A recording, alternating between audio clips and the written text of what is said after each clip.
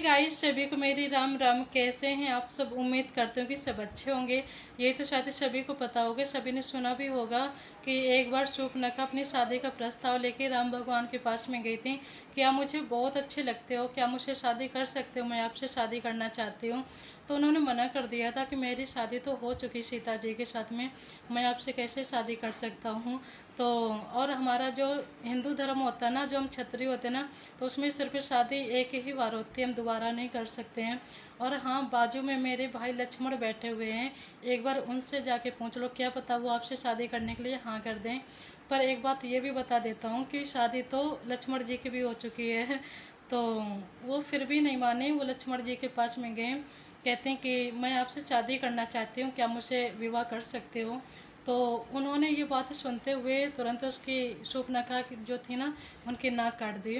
तो वो दौड़ते हुए भागते हुए अपने भाई के पास में आए कि भैया, तुम्हारे रहते हुए तो हमारी नाक कट गई और हमारी तो नाक काट दी गई, तुम्हारे रहते हुए हमारी नाक कट रही है।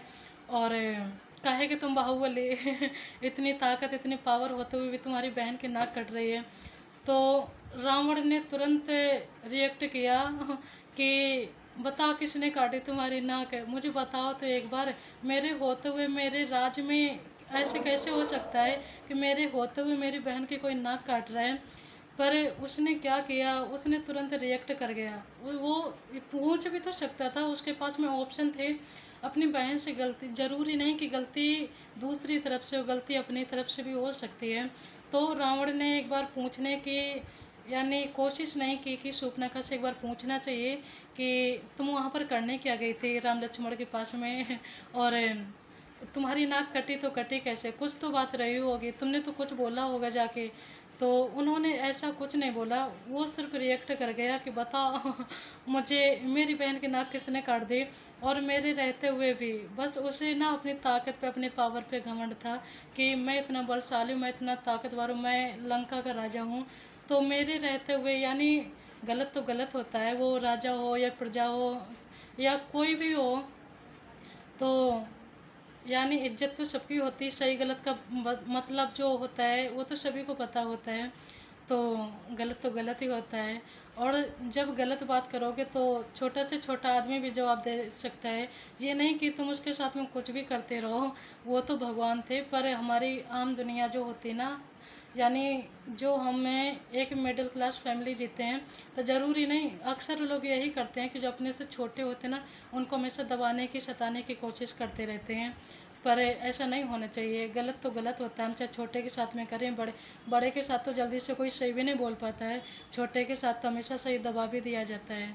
तो यही हुआ कि उसने सिर्फ रिएक्ट किया, तुरंत रिएक्शन लिया कि बता मेरे रहते हुए, क्योंकि उससे ना अपनी ताकत पे घमंड था कि मेरे राज्य में, मेरे राज्य होते हुए भी तुम्हारी नाक, मेरी बहन की नाक किसने काट दी।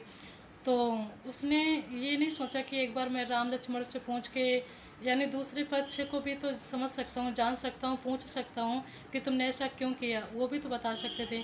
हमेशा ये चीज़ गलत होती है, वो इंसान हमेशा गलत होता है जो इस सिर्फ एक पक्ष की जानने की कोशिश करता है। हमें हमेशा दूसरे पक्ष को भी जानना चाहिए, तभी जाके सच्चाई का पता चलता है। और वो इंसान हमेशा धोखा खाता है जो सिर्फ एक तरफ की सुनता है। ज़रूरी नहीं कि सिर्फ हमारा इंसान है जो हमारे साथ में रह रहे हैं तो सिर्फ वही इंसान अच्छा हो सकता है, ऐसा बिल्कुल मायने नहीं रखता हमेशा। और हम जिस पे भरोसा करते हैं ना, तो अक्सर अक्सर क्या होता है ना, वही इंसान फ़ायदा उठाने की कोशिश भी बीच बीच में कभी कभी दांव मार देता है। तो ऐसा नहीं होता, हमें दोनों तरफ की सुननी चाहिए, दोनों पक्ष की सुननी चाहिए। कभी कभी क्या होता है ना, दूसरे पक्ष को जानने का प्रयास भी करें और कुछ भी जाने बिना, दूसरे पक्ष को जाने बिना कुछ भी डिसाइड करने की यानी कोशिश ना करें, कभी ऐसा प्रयास ना करें। तो पहले एक पक्ष तो वो है जो एक पहलू बोल रहा है, दूसरा पक्ष वो है जो दूसरा पहलू बोल रहा है। और कभी कभी ऐसा भी हो जाता ना कि पहला भी झूठ बोल रहा होता, दूसरा भी झूठ बोल रहा होता है। और कभी कभी ऐसा भी हो जाता है कि सामने वाला दूसरा इंसान सही बोल रहा होता, अपना ही इंसान गलत बोल रहा होता है। पर जो हमारा भरोसा होता है ना, वो अपने पे होता है, दूसरे पे कभी नहीं होता है। तो हमेशा दूसरे पक्ष को भी जानने की कोशिश करें, दोनों पक्ष को जानने की कोशिश करें।